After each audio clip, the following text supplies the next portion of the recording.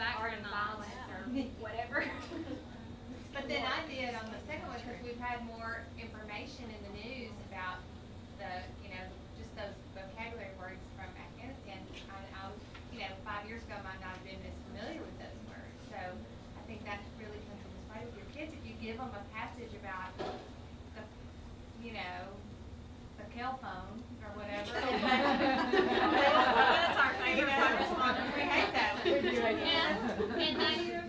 Sometimes you hand them a passage and they're like, it was like reading The Art of Violence to them, because they have no.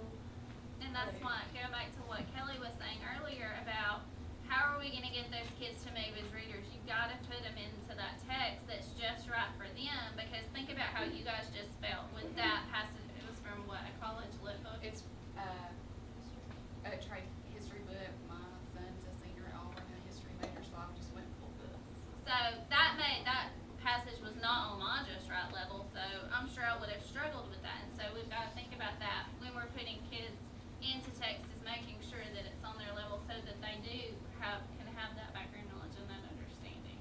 And my husband is a tech guy, so he works on computer boards all day. Sometimes he'll bring stuff home to look over. He'll have something he has to write up for his company, and he'll hand it to me to proof. And I can't even proof it because I don't know. I can read those words, but I don't even know which one is the verb and which one, And so that, to me, that's part of that. When we send them down for those Dibbles passages, the only thing we have to say is, hey, let's read the title. It's the train trip. Okay, well, we're going to read a story about a train trip. Well, some of those kids have no idea that you can even travel on the train, And so there's no way that when they get to those words, like we were talking about some of those word attack strategies, they don't have anything to rely on to know if that makes any sense to them or not. So I wonder why they have low retail. I needed to go back and reread, but I couldn't go back and reread because I wanted to, keep going.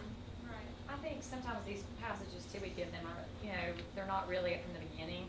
And so like I've read some of this, that In the Mountains Echo, the second one. I've read some of his books, but I had no idea, because this is the middle of the book, no context to go on. And so I think that happens a lot to the kids when they're reading. Like we'll give them those progress monitoring passages, and sometimes they're really not like something that's just like in the middle of the, it's like in the middle of the story.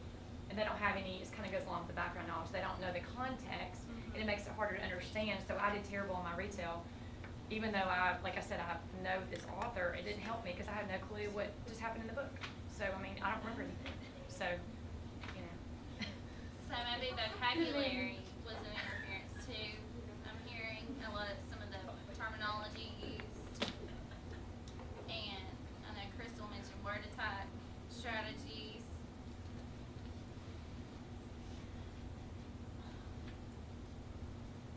So I guess I'm thinking, when you're working with your babies, are you thinking about these things as they're reading, or are you just after how many words they can get in that minute? What are you looking at? Are you looking at this whole big picture of all the things that they're doing as a reader, or you're just looking for how many words they missed and how many words they got right and moving on? And like with vocabulary, this is something we talked about in kindergarten the other day, making sure that that's an integral part of what you do every day in your classroom, because some of those, especially our strugglers, they don't have these tier 2 vocabulary words to engage with more complex text when they get to it. So that breaks their fluency down. And then even with our high readers, like this past year, I know Miss Greer and a couple of others had some kids that were reading like M level books, like into second and third grade levels, and they asked me to read with them because the kids kind of weren't moving past that point, and it was their comprehension, it was their retail, it kept breaking down for those kids. And part of what we kind of talked about was that sometimes they didn't have schema or context or vocabulary to draw from, because the topics the texts that they were in, the topics of those texts were kind of above what they had learned at this point developmentally.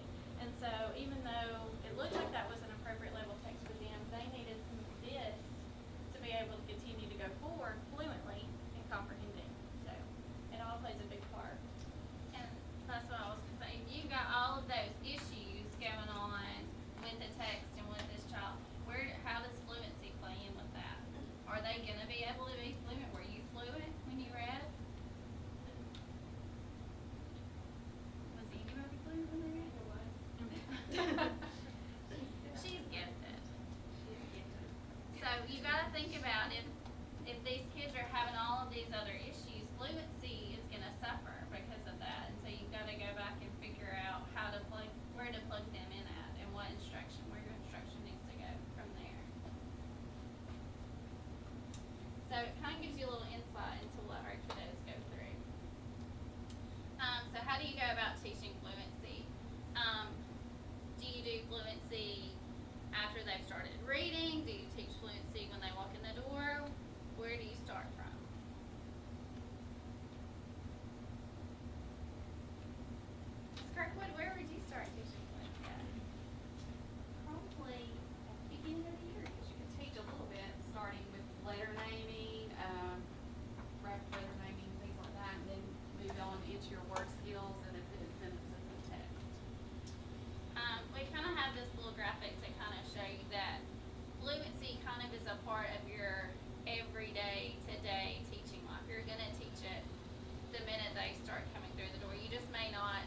that, or you may not think